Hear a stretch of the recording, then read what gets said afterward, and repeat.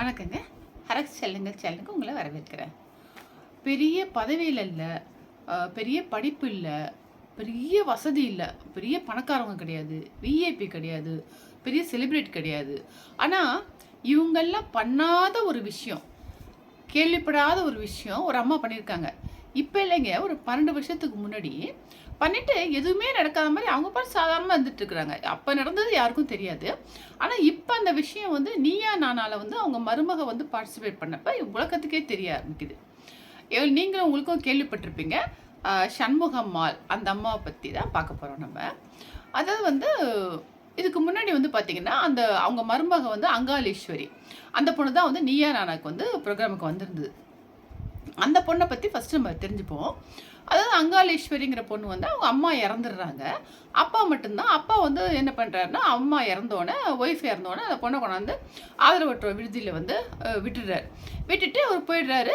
இந்த பொண்ணு மட்டும் தான், சில சொந்தக்காரங்களாம் இருக்காங்க, யாரும் வந்து அந்த பொண்ணை பார்த்துக்கிறதா இல்லை. அந்த பொண்ணு தான் வந்து அந்த அனாதை விடுதியில் வந்து ஃபஸ்ட்லேருந்து 10th வரைக்கும் அங்கே தான் படிக்குது.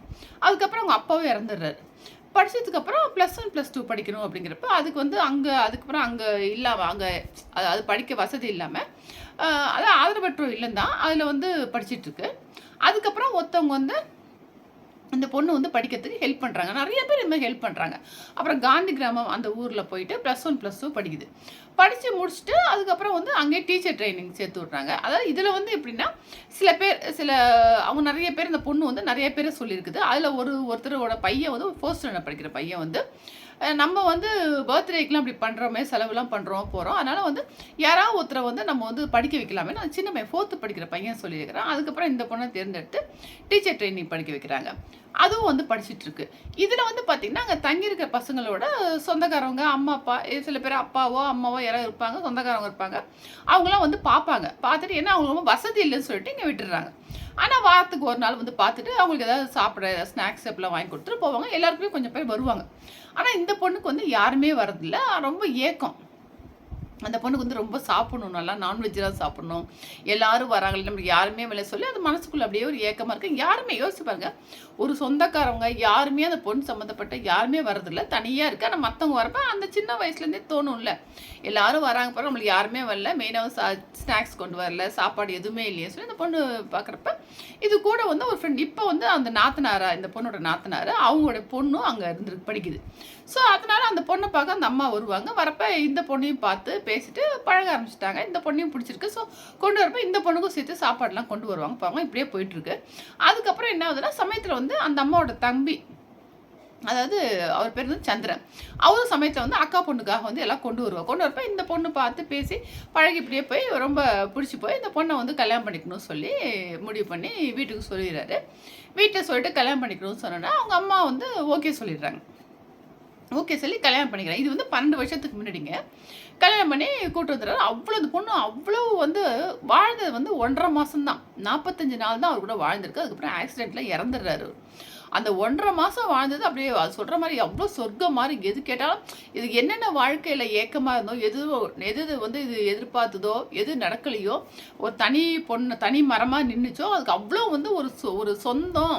அந்த குடும்பமே வந்து, ஏன்னா அவர் கூட பிறந்தவங்க, எங்கள் ஹஸ்பண்ட் கூட பிறந்தவங்க வந்து ஒரு தம்பி, 5 அக்கா. ஸோ அம்மா அப்பா இல்லை, இப்படி இவ்வளோ பேர் சேர்ந்து ஒரு பெரிய குடும்பமே கிடச்சிட்டு அந்த பொண்ணுக்கு சந்தோஷம் தாங்க முடியல. அவ்வளோ வந்து அதான் சொல்கிறேன், அவ்வளோ வந்து அந்த பொண்ணுக்கு வந்து இதுதான் சொர்க்கமா, இதான் இப்படி ஒரு வாழ்க்கை நம்மளுக்கு கிடைக்குமா அப்படின்னு எதிர்பார்த்து இருந்து, இதெல்லாம் நடக்குமா, அப்படியே ஒரு கனவு மாதிரி இருக்குமா அப்படின்னு நினைக்கிறப்ப இது மாதிரி வாழ்க்கை கிடச்சி எல்லாரும் அவங்க சொந்தங்கள்லாம் பார்த்து வந்தோன்னா அவ்வளோ ஆனந்தமாக அந்த நான் அவ்வளோ சந்தோஷமாக வாழ்ந்திருக்கு. அவரும் வந்து எங்கே போனாலும் கூட்டிகிட்டு போகிறது, வாங்கி கொடுக்குறது போகிறலாம் இது ரொம்ப பெரிய ஒரு கனவாகவே இருந்திருக்கு. அவ்வளோ அந்த 40 நாள் வாழ்ந்தாலும் அவ்வளோ சந்தோஷமாக வாழ்ந்திருக்கு. அது விதி கடவுளுக்கே பிடிக்காத மாதிரி ஆக்சிடெண்ட்லேருந்து இறந்து போயிடுறாரு. இறந்து போகணுன்னு யோசிச்சு பாருங்க. அதாவது ஒரு எதுவுமே இல்லை, அப்படியே இருந்திருந்தா கூட தெரியாது. ஒரு நல்ல ஒரு வாழ்க்கை, அதாவது கண்ணு தெரியாதவனுக்கு வந்து கண்ணு வந்துட்டு கொஞ்ச நாள் கழிச்சு திருப்பி கண்ணு போயிட்டா எப்படி இருக்கும், அது மாதிரி இந்த பொண்ணோட நிலைமை ஆகிப்போகுது. ஒன்றுமே இல்லை, இப்படியே இருந்திருந்து நம்ம வாழ்க்கை இப்படி தான் நினச்சி போகாமல் ஒரு திடீர்னு வந்து ஒரு சொர்க்கம் மாதிரி ஒரு நல்ல குடும்பத்தை வந்து கொடுத்துட்டு அதையும் உடனே பறிச்சுக்கிட்டோம். இதுக்கு எல்லாமே ரொம்ப வந்து ஒன்றுமே புரியாமல் அவ்வளோ வேதனையில் இருந்துட்டு அந்த ஒரு மாதிரி என்ன சொல்கிற ஒரு பைத்தியம் மாதிரி இருந்துட்டு அந்த இறந்து போயிட்டார்ல அவங்க ஹஸ்பண்ட் கூட அந்த சமாதியில் போய் நைட்டில் போய் உட்காந்துக்க வேண்டியது, அந்த சாம்பல் எல்லாத்தையும் வைக்கணும், வீட்டில் வச்சுக்க வேண்டியது, போயிடக்கூடாது, சாப்பிட வேண்டியது, இப்படியே ஒரு மாதிரி இருந்துகிட்ருக்கு. ஆனால் வந்து இவங்க மாமியார் வீட்டில் வந்து இந்த பொண்ணை வந்து எங்கேயுமே அனுப்பல, இவங்க கூடவே தான் வச்சுருக்காங்க. அதுக்கப்புறம் என்ன ஆகுதுன்னா, என்ன என்ன சொல்கிறாங்கன்னா எல்லாரும், ஊர் உலகத்தில் அதாவது வந்து இந்த பொண்ணை வந்து அமுச்சிரு, எதுக்கு நீ வச்சிட்டு இருக்கிற, வந்து 1.5 மாதம் தானே வாழ்ந்துருக்கு, அவங்க அப்பா அம்மாவே சாப்பிட்ருச்சு, அதுக்கப்புறம் வந்து கல்யாணமாகி உன் பையனையும் வந்து 1.5 மாதத்துலேயே சாப்பிட்ருச்சு, இதுக்கப்புறம் அந்த பொண்ணை வச்சுருந்தா உன் குடும்பத்துக்கு நல்லது கிடையாது அப்படின்னு நம்ம எல்லாருமே கேள்விப்பட்டிருப்போம். ஏதாவது வந்தால் குழந்தைங்க பிறக்கப்ப அம்மா இறந்து போச்சு போனாவே அந்த குழந்தை வந்து பிறக்கப்பே அம்மாவை சாப்பிட்டு தான் வந்துச்சுன்னு அப்படிங்கிறத வழக்கமாக பேசுவாங்க. அதே மாதிரி இவங்களுக்கும் வந்து பார்த்திங்கன்னா ஒரு கிராமத்து ஜனங்க, இவங்க ஒரு படிப்பறிவு இல்லை, ரொம்ப ஏழ்மையான குடும்பம். அந்த கிராமத்தில் மற்றவங்களாம் எப்படி ஒரு வீட்டில் ஒரு விஷயம் நடந்தால் எல்லாரும் சேர்ந்து எப்படி பேசுவாங்க சொல்லுவாங்கன்னு தெரியும். அதை கேட்டுட்டு தான் மோஸ்ட்லி எல்லாமே நடப்பாங்க. அவங்க சொல்கிறது இவங்க சொல்கிறது கேட்டு அந்த பழக்க வழக்கம்லாம் ரொம்ப பழமையில் ஊறி போயிருக்கும். அப்படியே தான் வழி வழியாக வரும். ரொம்ப பெருசாக படித்தோ உலக அனுபவமோ அப்படிலாம் வெளி உலகம்லாம் தெரிஞ்சு அப்படிலாம் கிடையாது. ஆனாலும் அவ்வளோ பேர் சொல்லியிருக்கிறாங்க. அது வந்து சொல்கிறது பாருங்கள் எப்படின்னா, அவங்க 2 பேரும் இறந்துட்டாங்க, ஓகே. பையனை கல்யாணம் பண்ணி 1.5 மாதத்துலேயே இறந்து போயிட்டான். பையங்கிறப்ப டக்குன்னு யாருக்கு கோவம் வரும்னா, அந்த நேரத்தில் பையன் இறந்துட்டானே சொல்லி உடனே அந்த மருமக மேலே தான் கண்டிப்பாக எல்லாருடைய ஊரவில் சொல்கிறது இவங்களுக்கும் அந்த கோவம் தான் வரும். ஐயோ அந்த பொண்ணு கல்யாணம் பண்ணி என் பையன் செத்து போயிட்டான்னா நார்மலாக இப்போலாம் ஜனங்கள்லாம் பேசுவாங்க. அதுவும் கிராமத்தில் பேசுகிறப்ப காதுபடவே சொல்கிறாங்க, இந்த பொண்ணை என் வீட்டில் வச்சுருக்கா அமுச்சிருன்னு சொல்லி அப்படிலாம் சொல்கிறாங்க. ஆனால் அந்த அம்மா, அந்த சண்முக அம்மாள் இருக்காங்கல்ல, அவங்க வந்து எதையுமே கேட்காம என்ன சொல்கிறாங்கன்னா, அது வந்து இயற்கையில் அவங்க சொல்கிறாங்க. ஒரு பெருசாவோ யோசித்து பார்த்தா எதுவுமே இல்லை, அவங்க மனசுக்குள்ளேருந்து வருது, யதார்த்தமாக சொல்கிறாங்க. எப்படின்னா, இது வந்து பொண்ணு வந்து நானும் 10 வயசில் எங்கள் அம்மா அப்பாலாம் இழந்துட்டேன், இந்த பொண்ணுக்கு அப்பா அம்மா இருந்தால் கூட அங்கே போகலாம், ஆனால் யாருமே இல்லாதப்போ அந்த பொண்ணு போய் என்ன பண்ணும், யாருக்கிட்ட போய் என்ன பண்ணும், இங்கேயே இருந்துட்டு போட்டோம், அந்த மனசு யாருக்கு சொல்லி பாருங்கள்.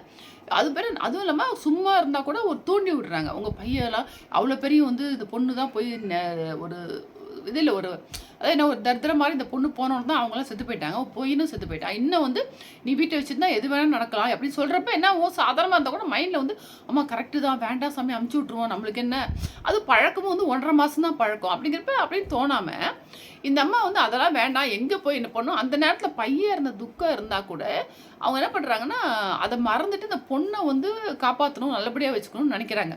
ஸோ வீட்டில் வச்சுருக்கிறாங்க. வச்சுருந்தா இந்த பொண்ணு ஒரு மாதிரி இது மாதிரி அவங்க ஹஸ்பண்டே நினச்சிட்டு இப்படியே இருக்கிறதுனால அதுக்கும் வந்து ஒரு 2 வருஷம் போல் இப்படியே இருந்துட்டு அதுக்கப்புறம் என்ன பண்ணலாம் அப்படின்னு சொல்கிறப்ப என்ன பண்ணுறாங்க, இந்த பொண்ணை வந்து எங்கேயும் விட முடியாதுன்னு சொல்லிட்டு இந்த பொண்ணை வந்து சின்ன பையனுக்கே கல்யாணம் பண்ணிக்கிற முடிவு. அது எவ்வளோ பெரிய விஷயம் பாருங்கள்.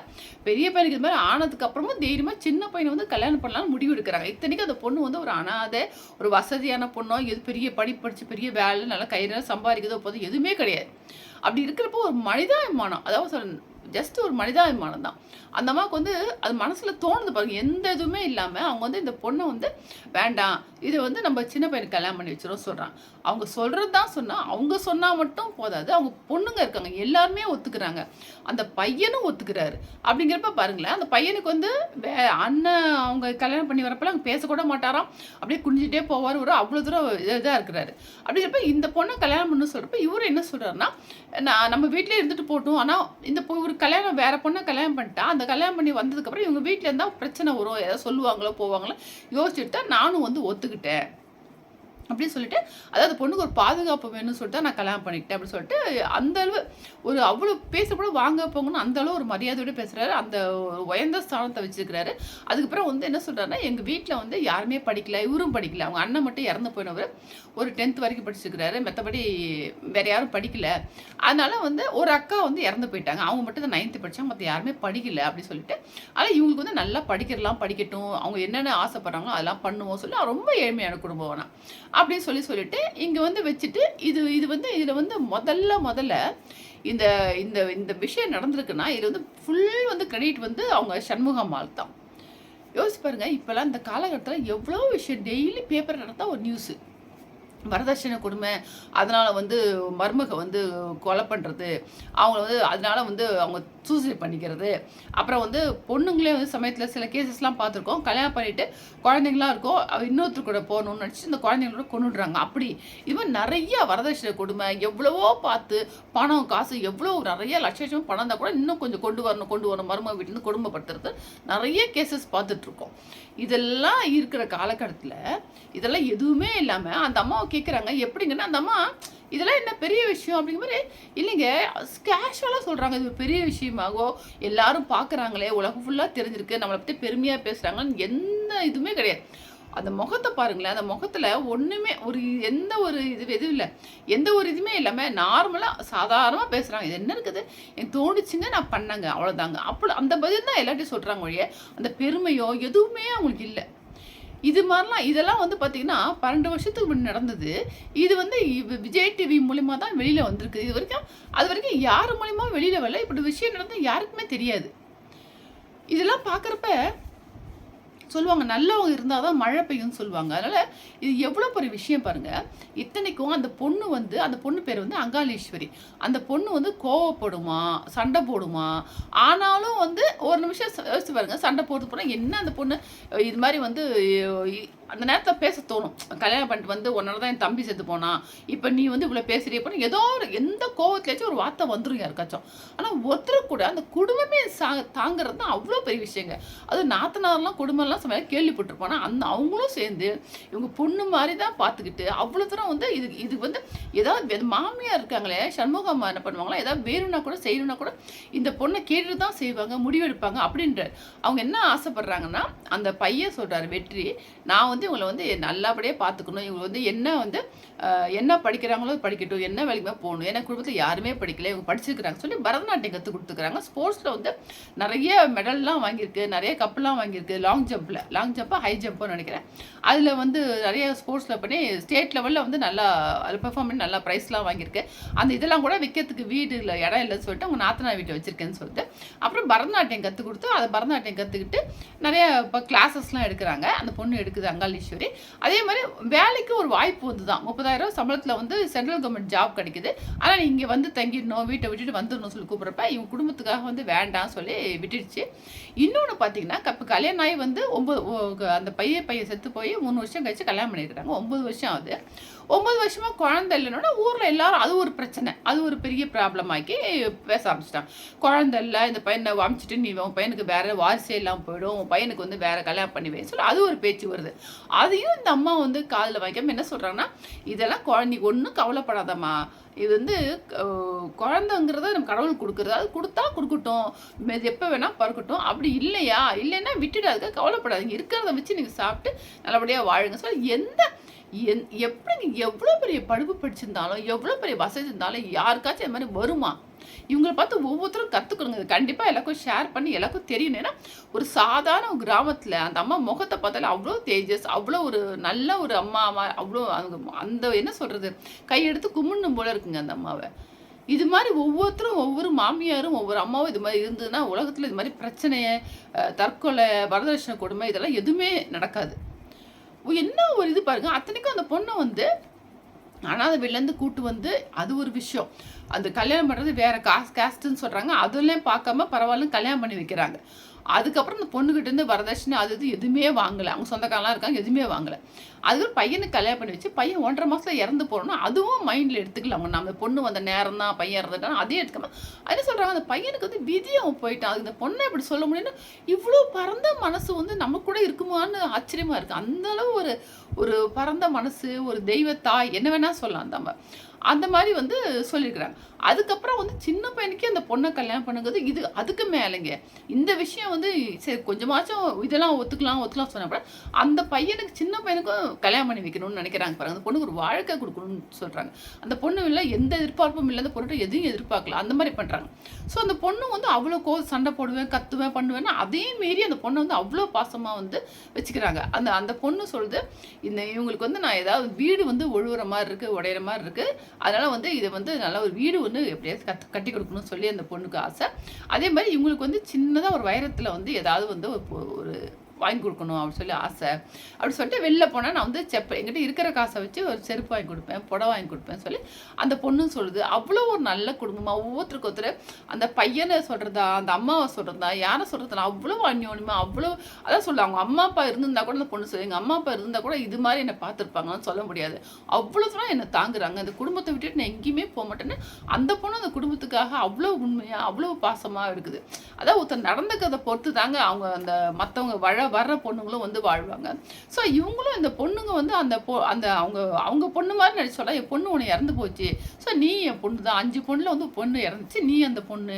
ஸோ எனக்கு 5 பொண்ணு தான்மா சொல்லி அந்த அளவு இது எவ்வளோ விசாலமான, எவ்வளோ பெருந்தன்மையான இது இது சொல்லிக்கிட்டே போகலாம் அந்த அம்மாவை. மாற்றி மாற்றி 3 பேர் பேசுகிறாங்க போகிறாங்க. அது கேட்டுக்கிட்டே இருக்கலாம் போல இருக்கு. இன்னொன்று அதுக்கப்புறம் அந்த பொண்ணு வந்து சிலது மட்டும் என்ன பிடிக்கல, மீடியாலலாம் பேட்டி எடுக்கிறப்ப அவர் ஹஸ்பண்ட் வந்து இறந்து போயிட்டாரு சந்திரன். அதுக்கப்புறம் இப்போ வந்து எப்படி இறந்தாரு என்ன எது டீட்டெயில்ஸ்லாம் அதெல்லாம் கேட்குறாங்க. அதை வந்து பழச வந்து கொஞ்சமாக மறந்துக்கிட்டே வருது அந்த பொண்ணு. அது அப்படிங்கிறப்ப அதை திருப்பி ஞாபகப்படுத்தி திருப்பி அவங்க தம்பியும் வந்து எப்படி இறந்தாரு, எப்படி கூட்டிகிட்டு போனோம் என்ன எது டீட்டெயிலாக சொல்கிறாங்க. அது கேட்குறப்ப என்னதான் இருந்தாலும் அந்த பொண்ணுக்கு திருப்பி அந்த ஞாபகம் வரது கூட சான்சஸ் இருக்குது. அதே மாதிரி அவங்க ஹஸ்பண்ட் பேரை கூட வந்து நம்ம யாரையும் நம்ம கல்யாணம் பண்ணிக்கூடாது, அவர் நினைவோடு இருந்துடணும்னு சொல்லிட்டு அவர் ஹஸ்பண்ட் பேரை கூட சந்திரன் பச்சை குத்திருக்கு கையில். அப்போ நம்ம யாரையும் கல்யாணம்லாம் பண்ணி வைக்க மாட்டோம், கல்யாணம் பண்ணிக்கூடாது. ஏன்னா இடத்துல கல்யாணம் போனால் கூட ஒரு நேரம் ஏதாவது கேட்டுடுவாங்க, இன்னொருத்தரோட கல்யாணம் பண்ணிட்டு வந்த பொண்ணு தானே சொல்லி அதனாலலாம் இருந்திருக்குது. அதெல்லாம் மீறி அந்த பொண்ணுக்கு வந்து சொன்னோன்னே ஒரு வாழ்க்கை கொடுத்து அந்த பொண்ணு நல்லா இருக்கணுங்கிற ஒரே எண்ணம் தான், வேறு எந்த எதிர்பார்ப்பும் இல்லாமல் கல்யாணம் பண்ணிட்டு நல்லபடியாக வாழறாங்க. அது வந்து நல்லா இவங்களுக்கும் வந்து குழந்தையோட அந்த குடும்பம் வந்து நல்லபடியாக வாழ்ந்ததுங்கிறத நியூஸையும் கண்டிப்பாக மீடியா வந்து ஒரு நாள் எல்லாருக்கும் தெரியப்படுத்தணும். ஏன்னா நம்ம வந்து இப்போ வந்து கஷ்டப்பட்டுட்டு இருக்காங்க. அதுக்கப்புறம் அந்த பொண்ணு வேலைக்கு போகிறது, குடும்பம் நல்லா ஒரு செழிப்பாக வந்து பெரிய விஷயமா வந்த பிறகு நம்ம கண்டிப்பாக அதை வந்து தெரிஞ்சுக்கணும் ரொம்ப ஆவலாக இருக்குது. இது மாதிரி சண்முகம்மாள் மாதிரி ஒவ்வொரு மாமியாரும் ஒவ்வொரு அம்மாவும் இருந்தாங்கன்னா அந்த உலகத்தில் வந்து எந்த பிரச்சனையும் வராது, வரதட்சணை குடும்பம் எதுவுமே வராது. இதை பார்த்து வந்து உதாரணமாக வந்து ஒவ்வொருத்தரும் இதை பார்க்கணும், ஒவ்வொருத்தரும் இதை மாதிரி பார்த்து கற்றுக்கணுங்க. இந்த விஷயம் ரொம்ப எனக்கு விஷயம் இருந்தது. எனக்கு இதை வந்து உங்களோட ஷேர் பண்ணணும்னு நினச்சேன். அதான் வந்து உங்களோட ஷேர் பண்ணேன். நீங்களும் கண்டிப்பாக வந்து ஷேர் பண்ணுங்கள். இதை பாருங்கள். அவ்வளோ அந்த பேசுகிறத கேட்டே இருக்கலாம் போல. எத்தனை தடவை கேட்டாலும் நம்மளுக்கு வந்து இப்படி ஒருத்தவங்க இருப்பாங்களா இப்படியே தான் மனசில் தோணிகிட்டே இருக்குது.